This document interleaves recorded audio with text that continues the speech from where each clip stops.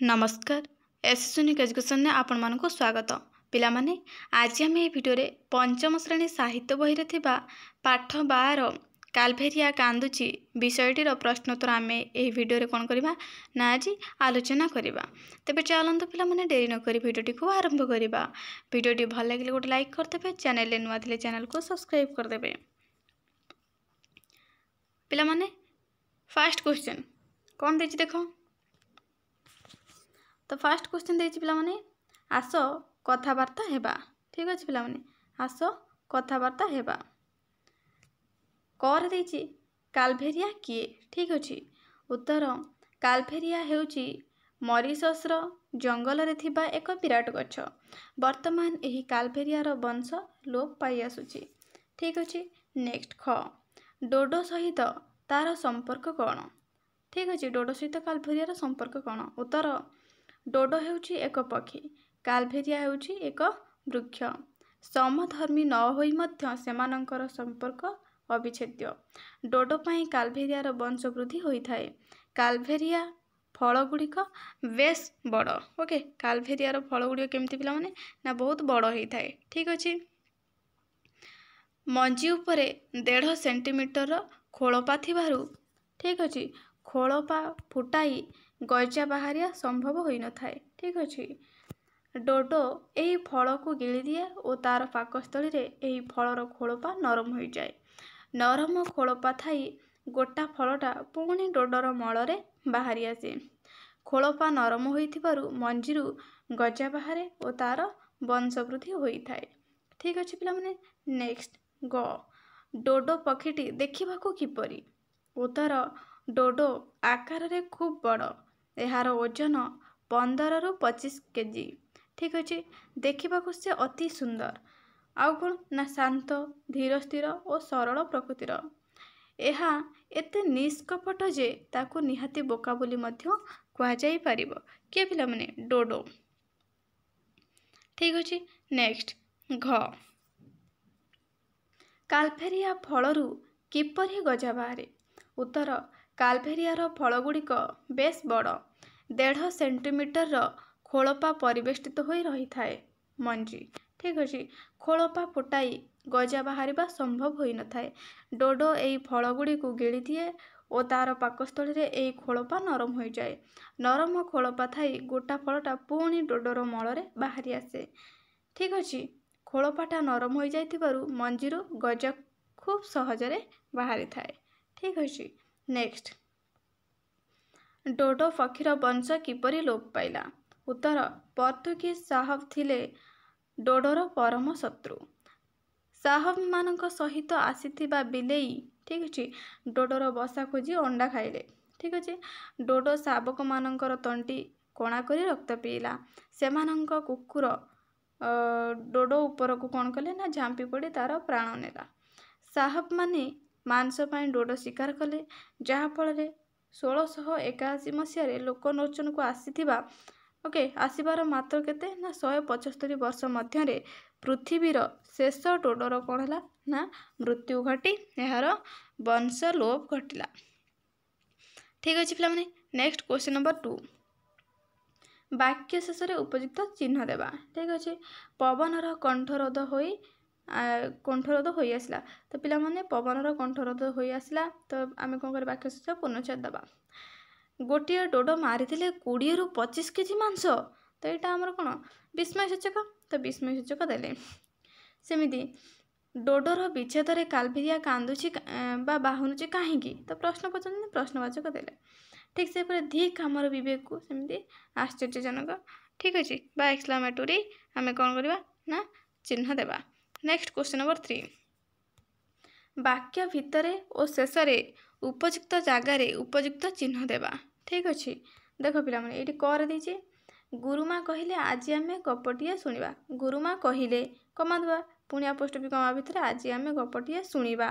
ठीक अच्छे सेमिति कौन करवा ना माँ पचारिले लिंकुन आज कहीं स्कूल आसवा डेरी है। तो पिला माने आम माँ पचारे कमा देवा तापर अपोस्ट्रोफी कमा भितर आम कौन करवा ना आकु रखा। सेमिति आज मो देह भल लगुना कहला से। ठीक अच्छे पूर्णच्छेद देवा एपटे अपोस्ट्रोफी कमा मध्य रखा। ठीक अच्छे सेमती बापा आसिले जिनिस आसिला आसिला बापांको पोशाक ठीक अच्छे सेमती मुहरे मु कौन सते एते बोका मन दुख करी कहला धीरेन ठीक अच्छे ये भाव में आम कौन करवा ना आम सब चिन्ह देवा दे लिखा ठीक अच्छे। नेक्स्ट क्वेश्चन नंबर 4 जेपरी चिन्ह सहित निचिन्ह शब्दर संपर्क रही सेपरी तल शब्द गुड़िक सहित संपर्क थिबा शब्द को कौन करवा ना कोठरी लिखा जमीती आम चिन्ह निचिन्ह सेमती कपट निष्कपट चिंता निश्चिंत कर निष्कर पाप निष्पाप फल निष्फल ठीक अच्छे पे। नेक्स्ट क्वेश्चन नंबर 5 माँ पणिया को गोटे शब्द जमी आम मातृत्व बोली कही था ठीक से हीपरी तले थिबा शब्द गुड़िक लिखा बापा पणिया पितृत्व ठीक अच्छे भाई पणिया भ्रातृत्व सेमती स्वामी पणिया स्वामित्व बा पतित्व पुरुषत्व ठीक अच्छे पुरुष पणियार मुरबी पणियार मुरबीत्व मनीष पणियार मनीषत्व बा मनुष्यत्व ठीक अच्छे। नेक्स्ट आम जा क्वेश्चन नंबर 6 विवेकी शब्द पूर्वर जेपरी अ लगेले ताहा विवेकीर विपरीत शब्द बा अविवेकी हम ठीक से हीपरी आम तल शब्द गुड़िकर विपरीत शब्द बुझाउथवा शब्द को लिखा मनीष अमनीष पदार्थ अपदार्थ साधु असाधु सहिष्णु असहिष्णु स्थिर अस्थिर ठीक अच्छे। नेक्स्ट क्वेश्चन नंबर 7 प्रजापतिर गोटे डाणारे किसी शब्द और अन्य डाणारे तार विपरीत अर्थबोधक शब्द लिखाई ताकू गारटाणी जोड़ा रक्षक कौन है पे भक्षक ओके मलिन विच्छेद निश्वास प्रश्वास लाभ क्षति सरल जटिल ठीक अच्छे। नेक्स्ट क्वेश्चन नंबर 8 कौन देख देख तल प्रश्न गुड़िकर उत्तर लिखा कर देती कालभेरिया क्या खोजुची और कहीं ठीक अच्छे उत्तर हो कालभेरिया डोडो को खोजुची कारण डोडो साहाय्य कालभेरियार वंशवृद्धि घटी थाए मंजी उपरे थिबा मोटा खोलपा जो साधारण भाव में कालभेरिया मंजीरू कौन करे ना गजा बाहरी पारे नहीं ठीक अच्छे डोडो ये फल को गिड़ी दिए और तार पाकस्थली रे कौन हुए ना खोलपा को नरम हो जाए ठीक अच्छे नरम कर दिए डोडोर पाकस्थली रे ठीक अच्छे तापर कौन हुए ना ताहा पुड़ी मल कौन हुए ना गोटा फल बाहरी आसे ठीक अच्छे गोटा फल भाव में बाहरी आसे खोलपा नरम हो जाए से सहजरे गजा बाहर थे ठीक अच्छे। ख कालभेरिया केतेबेले मातृत्वर आनंद पाउथिला कालभेरिया पाखक डोडो आसुथिला ता चारिपटे बुली बुली फल गिली खाउथिला हालिया हो गले ता देह को लगी घूमे पड़ुथिला ठीक से समय कालभेरिया कौन करथिला ना मातृत्वर आनंद पाउथिला।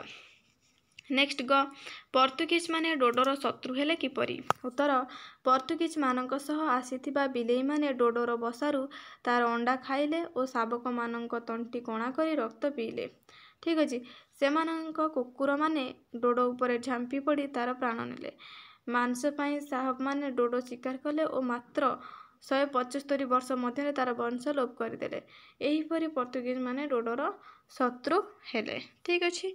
नेक्स्ट घ निजर वंशवृद्धि करिबारे कालभेरियार की असुविधा है उत्तर कालभेरिया फल मंजी उपरे 1.5 सेंटीमीटर ठीक अच्छे 1.5 सेंटीमीटर मोटार गोटे कौन थाए ना खोलपा थाए तो से कौन हुए गजा बाहरी पारे नहीं डोडो पक्षी यही फल को गिड़ीदेला ओके गिड़ीदेले कौन हम ना ता पाकस्थल खोलपा नरम हो जाए एवं तार मल कौन होचे ना से गोटा फल पुणी बाहर जाए एवं से कौन होता है ना खोलपाटा कौन होता है ना नरम हो जाए सहजरे गजा बाहर डोडो वंश लोप पाई ठीक अच्छे कालभेरिया निजर वंश वृद्धि कर नहीं डोडोर वंश लोप हो नथिले आम परिवेश की सुविधा होता उत्तर डोडोर वंश लोप हो नथिले आमे से सुंदर और मनोलोभा डोडो मान को देखी पारि थांते डोडो बंची थिले कालभेरिया गचर वंश वृद्धि घटी थांता और यह लोप पाइबा को जाऊ न थांता परिवेशर सुरक्षा होइथांता ठीक अच्छे पे। नेक्स्ट टाइम जा क्वेश्चन नंबर 9 यही वाक्यटीर अर्थ को निज भाषा बुझाई लिखा ठीक अच्छे कौन देती वाक्यटी देख समधर्मी न होई मध्य सेमानंकर संपर्क अविच्छेद्य उक्त गद्यांशटी डाक्तर नित्यानंद स्वाईंक लिखित कालभेरिया कांदुची विषय आसी एठारे लेखक डोडो और कालभेरिया समधर्मी नहेले मध्य सेमानक मध्य किभଳି अविच्छेद्य संपर्क रही ताहा वर्णना करछन्ति डोडो एक पक्षी कालभेरिया एक वृक्ष एमाने समधर्मी नुहंती हेले ପ୍ରକୃତି ଏମାନଙ୍କ ମଧ୍ୟରେ ନିବିଡ଼ ସମ୍ପର୍କ ସ୍ଥାପନ କରିଛି। ଡୋଡୋ ବିନା କାଲଭେରିଆର ବଂଶବୃଦ୍ଧି ଅସମ୍ଭବ, କାରଣ କାଲଭେରିଆ ଫଳରେ ମଞ୍ଜି ଉପରେ 1.5 ସେଣ୍ଟିମିଟରର ଖୋଳପା ଥିବାରୁ ମଞ୍ଜିରୁ ଗଜା ବାହାରିବା ସମ୍ଭବ ହୋଇନଥାଏ। ଡୋଡୋ ତାର ଅତି ପ୍ରିୟ କାଲଭେରିଆ ଫଳକୁ ଗିଳିଦିଏ। ତାର ପାକସ୍ଥଳୀରେ ଏହି ଫଳର ଖୋଳପା ନରମ ହୋଇଯାଏ ଓ ତାର ମଳରେ ଏହା ବାହାରକୁ ଆସିଥାଏ। ଖୋଳପା ନରମ ହୋଇଯାଇଥିବାରୁ ଏଥିରୁ ସହଜରେ ଗଜା ବାହାରେ ଓ ବଂଶବୃଦ୍ଧି ହୁଏ। ଏହା ପ୍ରକୃତିର ଏକ ବିଚିତ୍ର ନିୟମ। ଡୋଡୋ ବିନା କାଲଭେରିଆର ବଂଶବୃଦ୍ଧି ହୋଇପାରେ ନାହିଁ। ହେଲେ ପର୍ତ୍ତୁଗୀଜ ସାହାବମାନେ ମାଂସ ଉଦ୍ଦେଶ୍ୟରେ ଡୋଡୋ ବଂଶ ଲୋପ କଲେ, ଯାହାଫଳରେ ବର୍ତ୍ତମାନ କାଲଭେରିଆର ବଂଶ ଲୋପ ପାଇବାକୁ ବସିଲାଣି। ବାସ୍ତବରେ ପ୍ରାବନ୍ଧିକଙ୍କର ବର୍ଣ୍ଣନା ହୃଦୟସ୍ପର୍ଶୀ ହୋଇପାରିଛି। ଠିକ୍ ଅଛି, ନେକ୍ସଟ ଯିବା କ୍ୱେଶ୍ଚିନ୍ ନମ୍ବର 10। ଅନୁଚ୍ଛେଦଟିକୁ ପଢ଼ି ତଳ ପ୍ରଶ୍ନଗୁଡ଼ିକର ଉତ୍ତର ଲେଖିବା। ଠିକ୍ ଅଛି, ଅନୁଚ୍ଛେଦଟି ପଢ଼ିବା ଏବଂ ତାର ତଳେ କିଛି ପ୍ରଶ୍ନ ଦିଆହେଇଛି, ଆମେ ତାର ଉତ୍ତର କରିବା। ପଢ଼ିବା ଦେଖ। ବୁବୁ ଭଲ ପଢ଼େ। ସେ 4ର୍ଥ ଶ୍ରେଣୀ ପାସ୍ କଲା ପରେ ବାପା ରମାନାଥ ବାବୁ ଠିକ୍ କଲେ ତାକୁ ସୈନିକ ସ୍କୁଲରେ ପଢ଼େଇବେ। ବୁବୁ ସୈନିକ ସ୍କୁଲରେ ଭର୍ତ୍ତି ହେବା ପାଇଁ ବଛାବଛି ପରୀକ୍ଷା ଦେଲା। ସେଥିରେ ସେ ଭଲ କଲା। ଯମୁନା ଦେବୀଙ୍କ ମନ ଦୁଃଖ। ପୁଅ ତାଙ୍କର ପାଖ ଛାଡ଼ି ଚାଲିଯିବ। ରମାନାଥ ବାବୁ ନିଜେ ଯାଇ ବୁବୁର ନାଁ ସୈନିକ ସ୍କୁଲରେ ଲେଖାଇ ଦେଲେ। ଲେଖାଇ ଦେଇ ଆସିଲେ। ସେ ଗୋଦାବରୀ ହାଉସରେ ରହିଲା। ବୁବୁର ମାମୁଁ ବାଣୀ ବିହାରରେ ଅଧ୍ୟାପକ।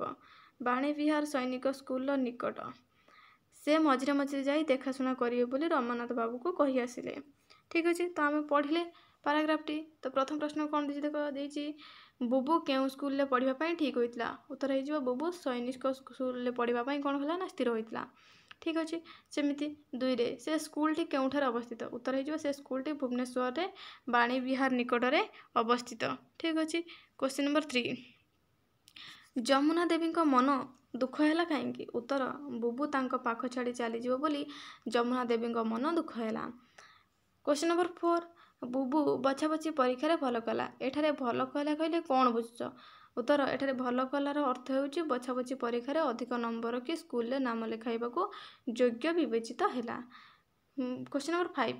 ବୁବୁର ଠିକ୍ ଅଛି, ବୁବୁର ମାମୁଁ କ'ଣ କରନ୍ତି? ଉତ୍ତର, ବୁବୁର ମାମୁଁ ବାଣୀ ବିହାରରେ ଅଧ୍ୟାପକ ରୂପେ କାର୍ଯ୍ୟ କରନ୍ତି। ଠିକ୍ ଅଛି, ନେକ୍ସଟ ଆମେ ଯିବା କ୍ୱେଶ୍ଚିନ୍ ନମ୍ବର 11, ଯେଉଁଟାକି ତୁମର ଲାଷ୍ଟ କ୍ୱେଶ୍ଚିନ୍। ଠିକ୍ ଅଛି, ତଳେ ଦିଆଯାଇଥିବା ବାକ୍ୟ ଗୁଡ଼ିକରେ ଗୋଟିଏ ଲେଖାଏଁ ଶବ୍ଦ ରେଖା ଦ୍ୱାରା ଚିହ୍ନିତ କରାଯାଇଛି। ଠିକ୍ ଅଛି, ବନ୍ଧନୀ ମଧ୍ୟରୁ ଏକାର୍ଥବୋଧକ ବା ସମାନ ଅର୍ଥ ବୁଝାଉଥିବା ଶବ୍ଦ ନେଇ ସେହି ସ୍ଥାନରେ ରଖ। କରେ ଦେଇଛି ବଣିଜ ବେପାର ଥିଲା ତାଙ୍କର ବୃତ୍ତି। ଠିକ୍ ଅଛି, ଖରେ ଦେଇଛି ଯିଏ ବିବେକ ଖଟେଇ କାମ କରେନି ତାକୁ ଦୂରରୁ ନମସ୍କାର। ଗରେ ଦେଇଛି ପବନ ଏହାର ବିରୋଧ କଲା। ଘ ତାଙ୍କର ନିଶ୍ୱାସ ପ୍ରଶ୍ୱାସର ତାତି ତା ଦେହରେ ବାଜି କମ୍ପନ ଆଣୁଥିଲା। ଠିକ୍ ଅଛି, ଉଁରେ ଦେଇଛି ପଳାଇ ଯାଇ ଆତ୍ମରକ୍ଷା କରିବାର କଳା ସେମାନଙ୍କୁ ବୋଧହୁଏ ଜଣା ନଥାଏ। ତ ଏଇଠି ଆମର ବ୍ରାକେଟରେ କ'ଣ ଶବ୍ଦ ଦେଇଛି ନା ଶିହରଣ। ଠିକ୍ ଅଛି, ମାଲୁମ, ପ୍ରତିବାଦ, ବେଉସା, ଜୁହାର।